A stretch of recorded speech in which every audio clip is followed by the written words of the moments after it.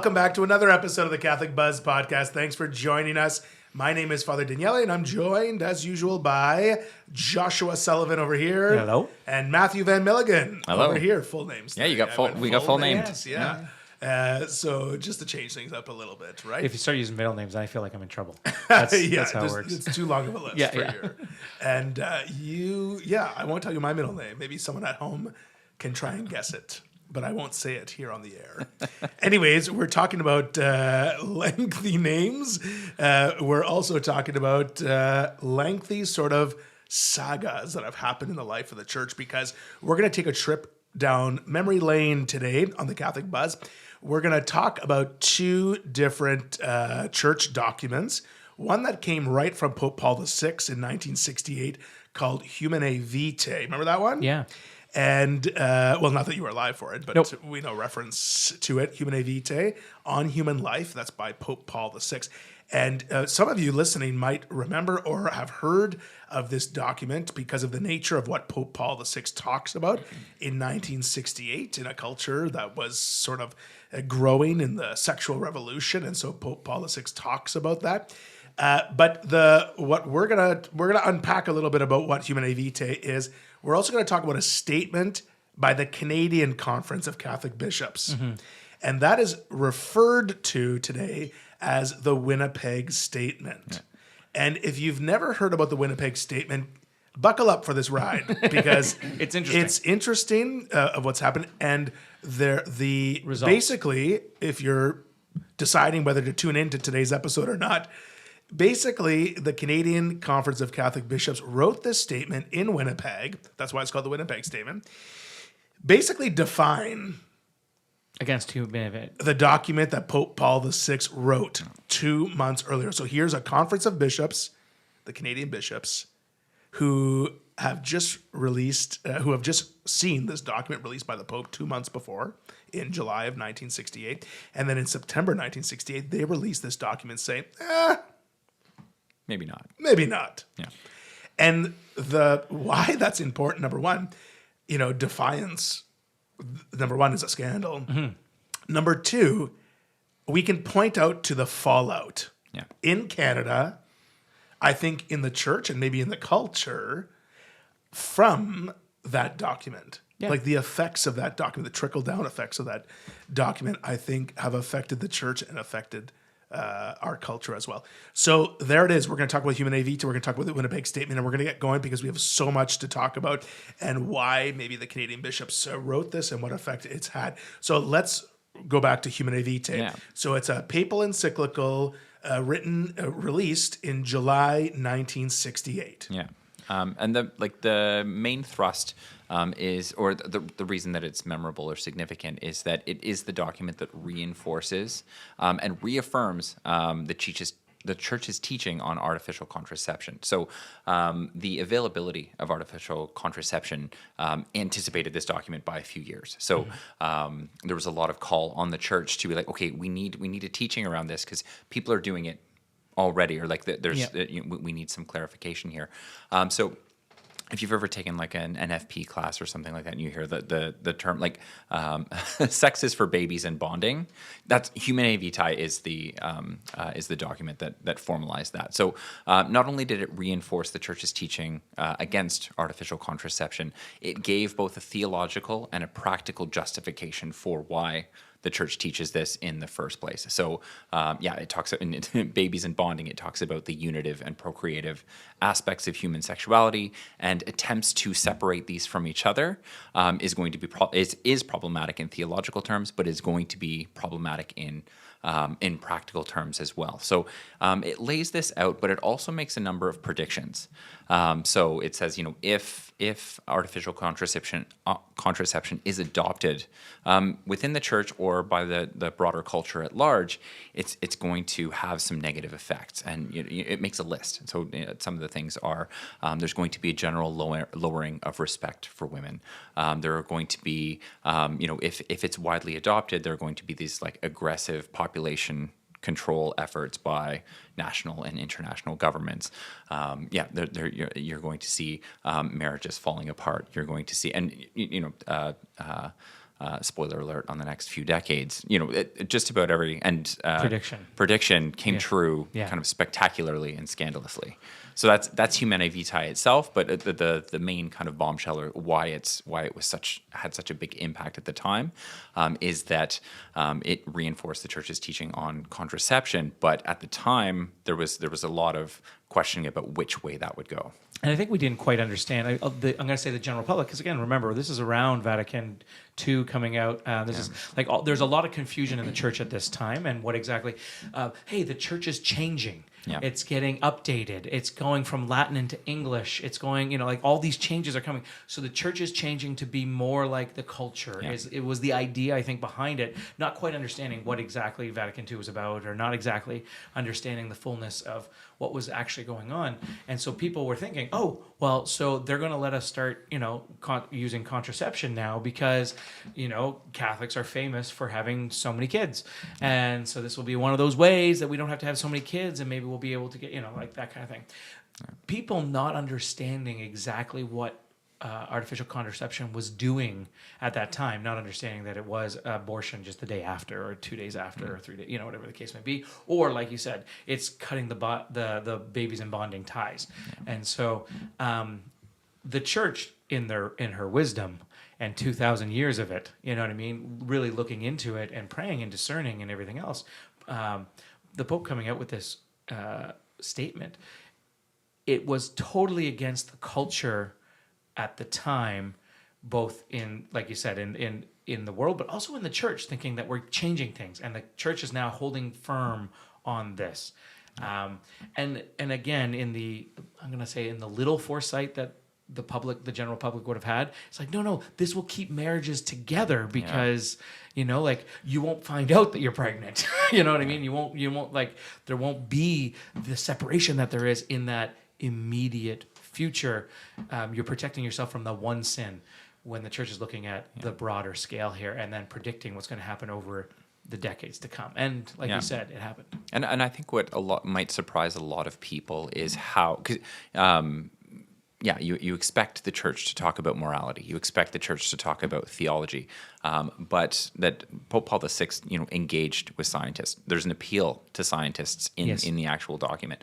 Doctors and nurses. Yeah, that he showed tremendous foresight into like how problematic it is when you separate the unitive and procreative aspects of sexuality, and then like we have the obvious example of kind of consequence-free sex when you remove kind of the procreative aspect from sexuality, but also we talked about it in the document last year that talked about IVF. I don't know which one you're talking about. Yeah. Supplicant fidelity? No. Another one. Yeah. Okay. on human dignity. Oh. Dignitas Humanae. Yes. Yeah. They're talking about like when you remove sexuality from the procreative act, that's also really problematic, because you have things like IVF and all of the kind of accompanying moral issues with that as well. And it was at a time too, if we're talking back to culture, this is a time that in Canadian culture specifically, we have Pierre Trudeau at that time. So Justin Trudeau's father, who's now in power, but his father was saying things like, he was the prime minister at the time, and he was saying things like, abortion. He was promoting abortion, trying to get abortion legalized, and so it was really on Canadians' minds, Canadian Catholics, but Canadians' minds in general. And so it made headlines all over the place. And Pierre Trudeau's slogan was, keep the politics out of the bedroom, meaning like we don't have a and it seems to be that the church is doing the complete opposite. The church is jumping into the bedroom and saying you can't do this, and so it was a clash again of cultures. It was a clash of the church is, and I think a lot of people took the approach, the church just doesn't understand what it's talking about here. It's being made up with a bunch of single men who are celibate, and and that was kind of like the ongoing suggestion. But now, again, we look 50 years later, and we're seeing the effects and going, wow. Yeah, and I think the importance of Humanae Vitae too, and by all means, I want to encourage people. We're not going to do it justice here in a few minutes to summarize Humanae Vitae, but it's only 31 paragraphs long, and so it's a good read. It's a beautiful thing.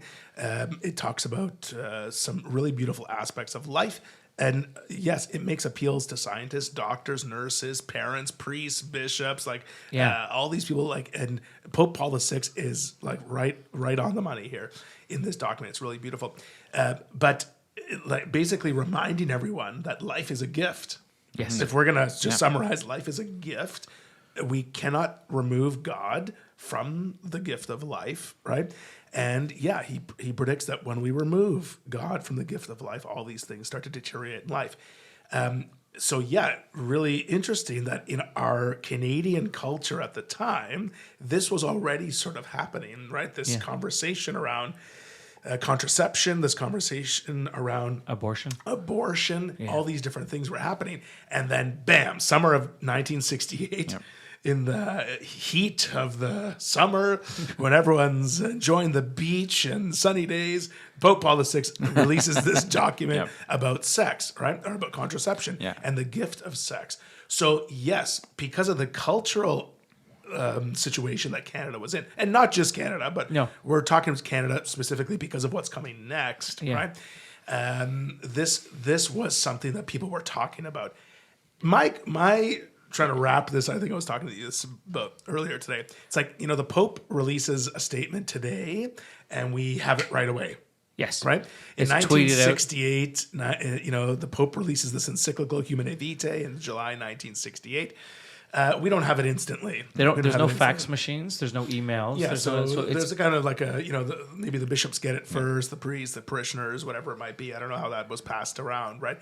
But already by September 1968, so 2 months later, the Canadian bishops gather every single year, still to this day, the end of September, and they gather for what's called their plenary assembly.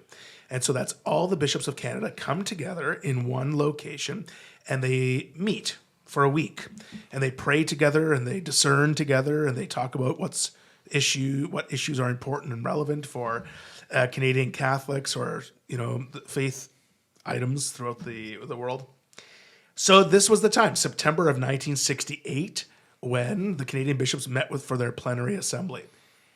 And out of the plenary assembly, because the plenary, they had gathered bishops in Winnipeg, okay? Mm-hmm. So this statement was released in 1968. And now we refer to it as the Winnipeg Statement.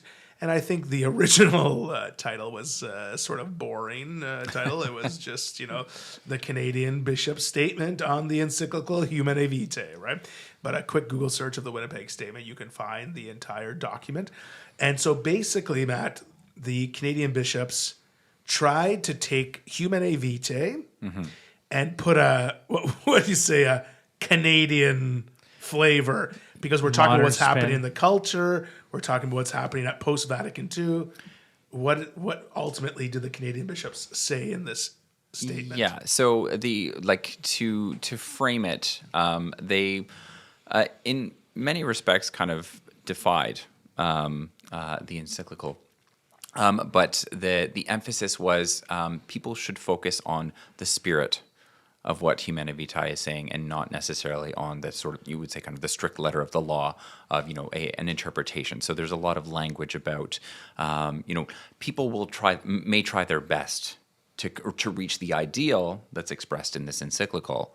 But, for people who find it either, incredibly difficult or even impossible to follow kind of such a high standard, that it's morally permissible to still use contraception, that use your conscience. Like your conscience is a better guide of moral behavior than the encyclical itself, or the directives that are put forward in the encyclical. And so this was kind of like a direct slap in the face to Pope Paul VI, right? Yeah. And it had local ties for us, because in 1968, when the Winnipeg Statement was released at the end of the Canadian Bishops' Plenary, the president of the Canadian bishops at the time was Bishop Alexander Carter. And Bishop Alexander Carter was was at that time the sitting bishop of the Diocese of Sault Ste. Marie, where we are located today, where this podcast is filmed. And so there's sort of a local responsibility that we kind of feel from our Bishop Emeritus from this statement. But it was a slap in the face to Pope Paul VI. As far as we know, it was the first bishops' conference that released a document, a statement like that after Humanae Vitae. Yeah. And had said basically what the Pope said might be too difficult for you. Yeah. And if that's the case, use your own judgment. Yeah. And you kind of hit it there too. It was the first one released, and we, as you mentioned at the very beginning, like this is at a time in 1968 where I'm going to assume that first of all it's going to get translated from whatever they did in probably Latin. I'm assuming from Latin into English, then from English written out many times through typewriters or whatever the case may be, and brought to Canada, and then the Canadian bishops are going to have read it. And then from that, they're going to then pass it on to their priests and then passed on to the people. So if you think about the timeline there, how long does it take it to get from Rome into the hands of the people? Well, I'm going to tell you the translation of the Latin chants, didn't happen until 1994 from Vatican II. We've talked about that on this podcast before, which means the translation, the proper translations and stuff takes a while.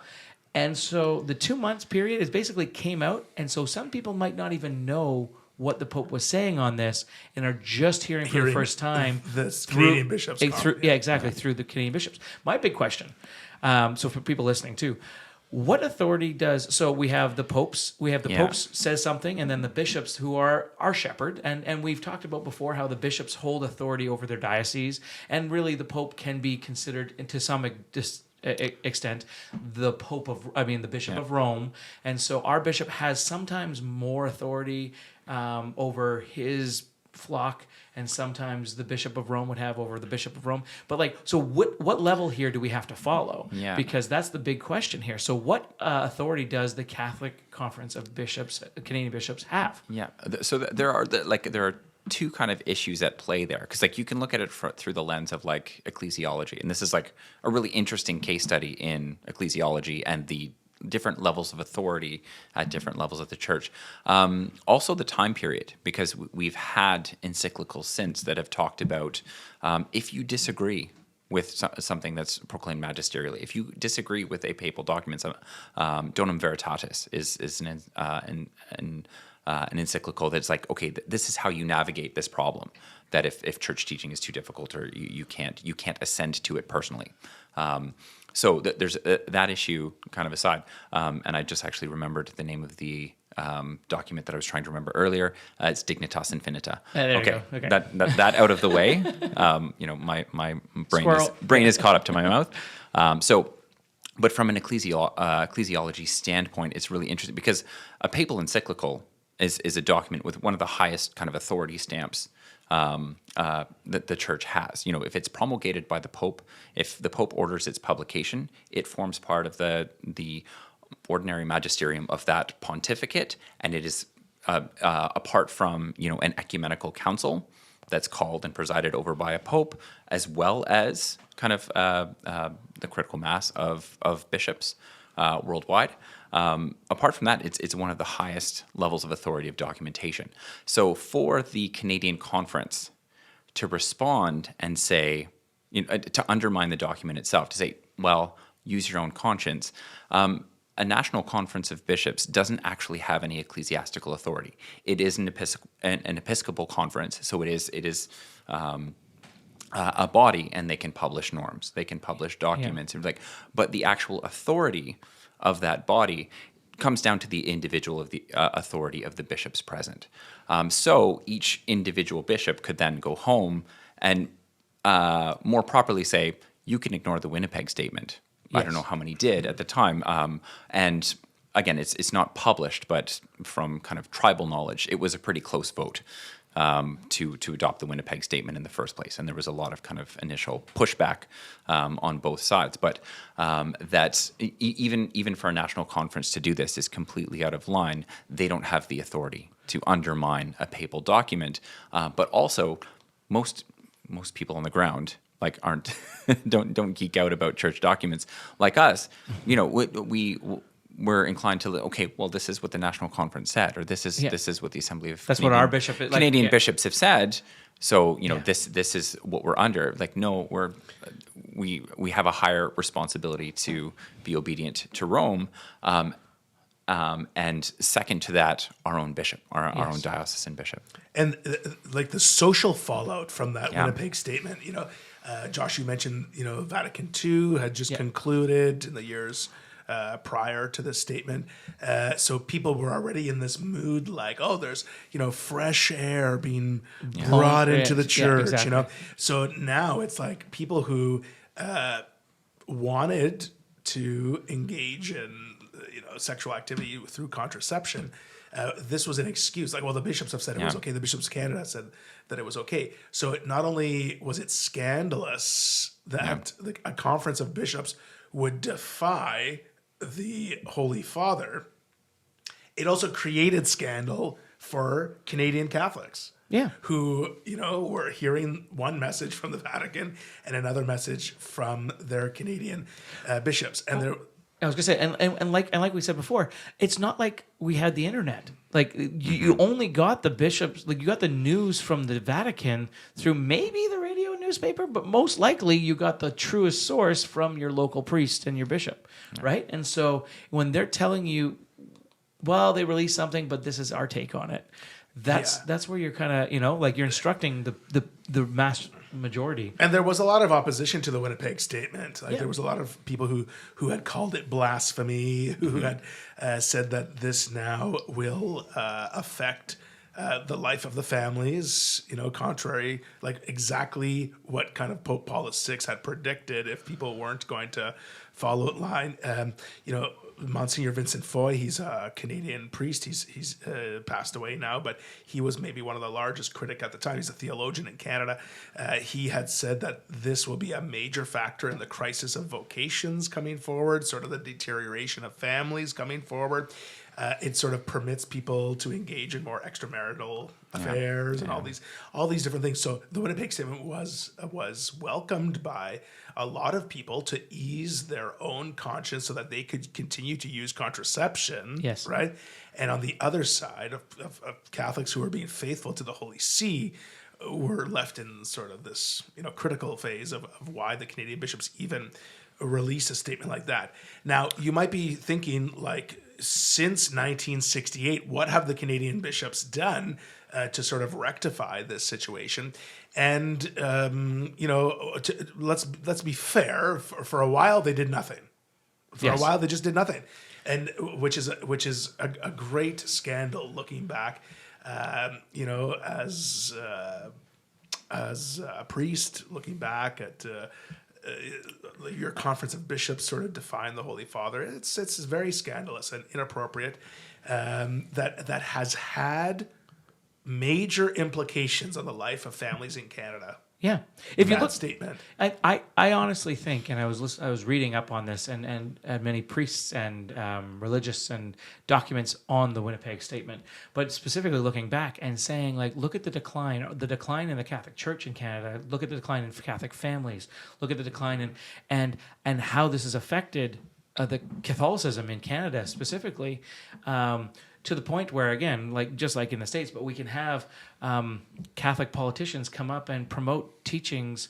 I'm Catholic and I'm, for abortion or all that kind of like completely against, because the church is, well, use your best judgment. You know what I mean? Like, yeah. And so, and again, I'm going to say that in the wording of the statement, without basis, the wording of the statement allows. Did they do anything wrong in the sense of saying, use your best judgment here? If you're fully, we would offer the same advice now, but not in the same way. It was led that the regular person reading it. We wouldn't offer the same advice now.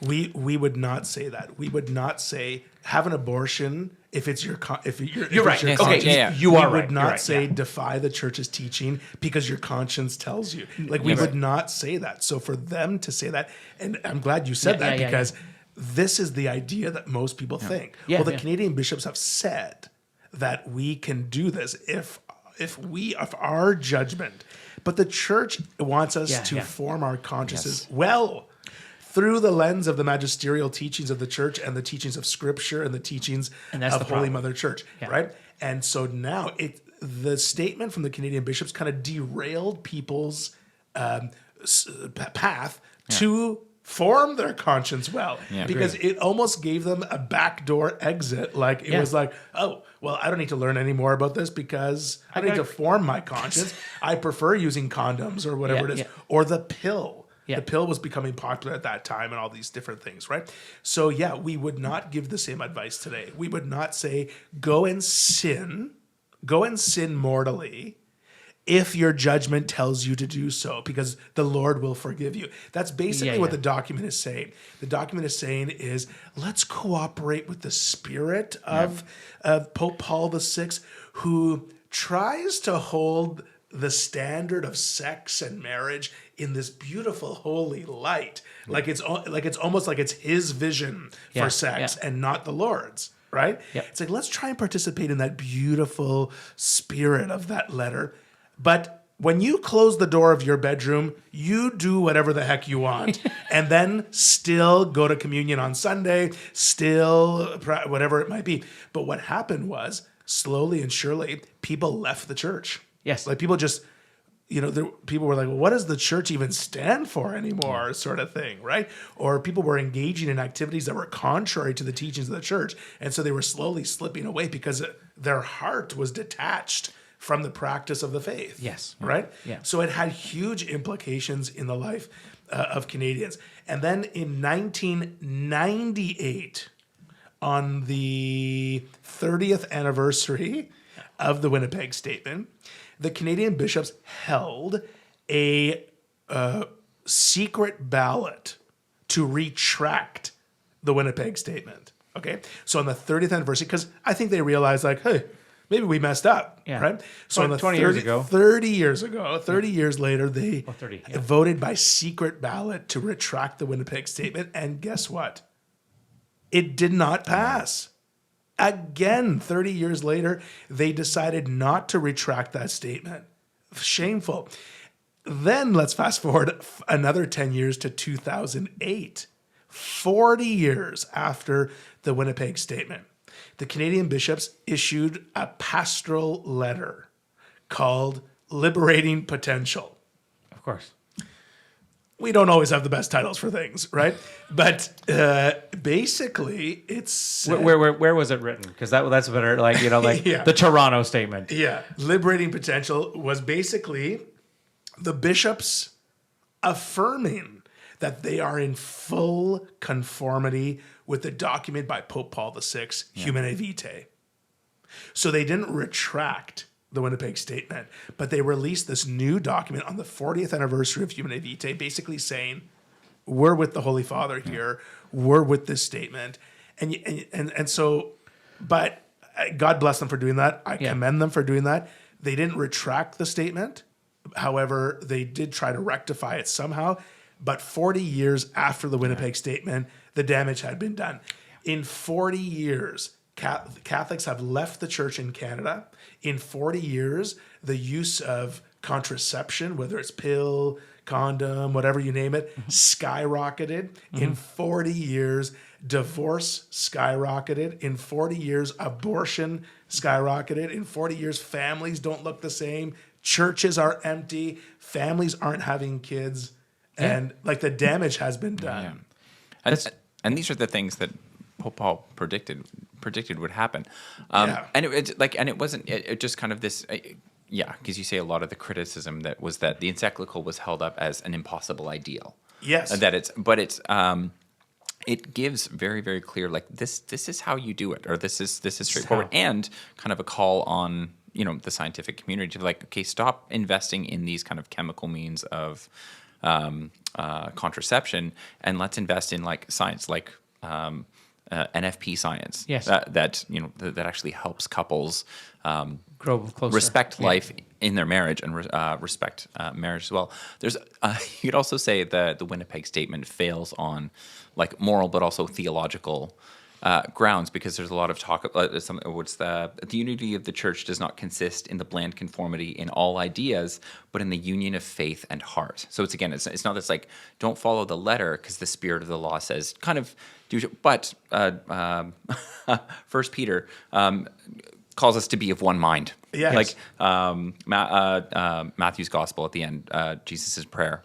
That the disciples may be of one and have everything in common as the Father and I are one. That it's like there's a call for unity, and that unity is tied to our assent to this is why we have the magisterium. This is why we have kind of the teaching faculty of the church. So for at the time, an Episcopal body to just fly in the face of that is scandalous, but we have evidence of that today as well. Like we have like you could look at kind of the German bishop saying like, okay, this is how we're going to handle this situation. Let's stand in opposition of like in the name of progress or whatever else. But like the Vatican's response to that situation was really, really similar in that like, as a national conference, you don't actually have the authority to do this.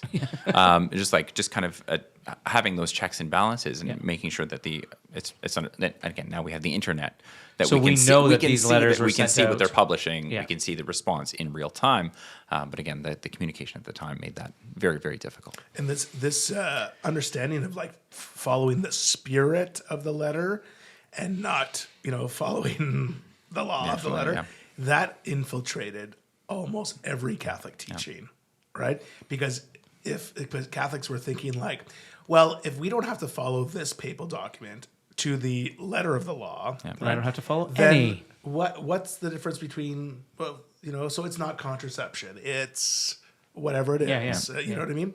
And there's been this attitude in the church, this defiant attitude in the church where we don't have to listen to the church. And perhaps that existed before the Winnipeg Statement, but it definitely, I would say, was accelerated.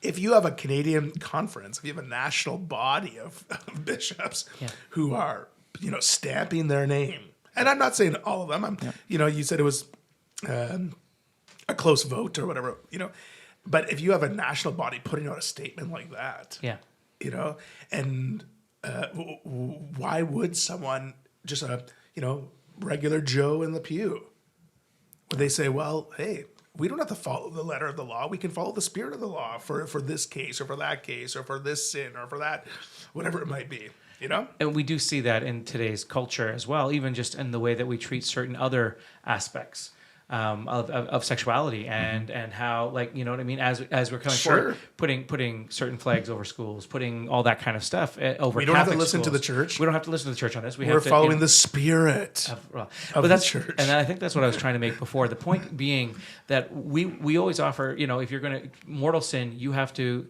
know that you're committing the mortal sin. You have to do that, And I think the wording of that document was misleading in the way that it allowed people to, you know what I mean? And I think that's the biggest problem, is that it allowed people to, the wording itself was the problem, but it was worded in such a way that wasn't necessarily wrong if you took it in the right light. And that's kind of, we discussed this about Pope Francis saying stuff and about like giving him the benefit of the doubt, but I don't think the benefit of the doubt was meant in this case. Does that make sense? Oh yeah. And you see that from the fruits of what happened.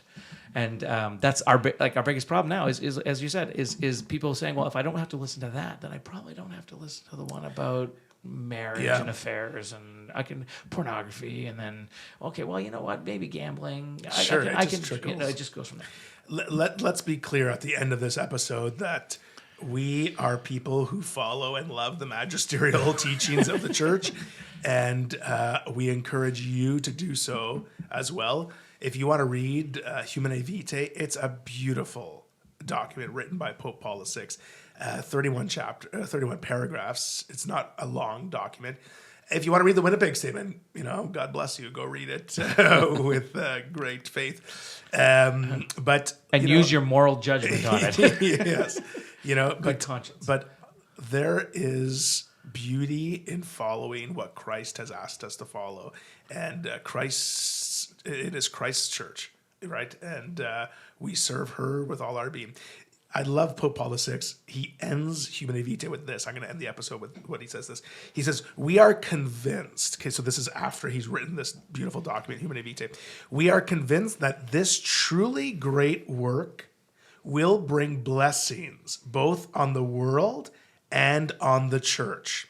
For man cannot attain that true happiness for which he yearns with all the strength of his spirit unless he keeps the laws which the Most High God has engraved in his very nature. These laws must be wisely and lovingly observed. Amen. Amen. Yeah. That's all the time. If you want to weigh in on this document, Humanae Vitae, or add in your thoughts or commentary on the Winnipeg Statement, you can drop us a line at askus@thecatholicbuzz.com. You can also like and share this episode of The Catholic Buzz and share it with people and start the conversation maybe in your own home. That's all the time we have. So for Josh Sullivan and Matt Van Milligan, my name is Father Daniele. We'll see you next time on The Catholic Buzz.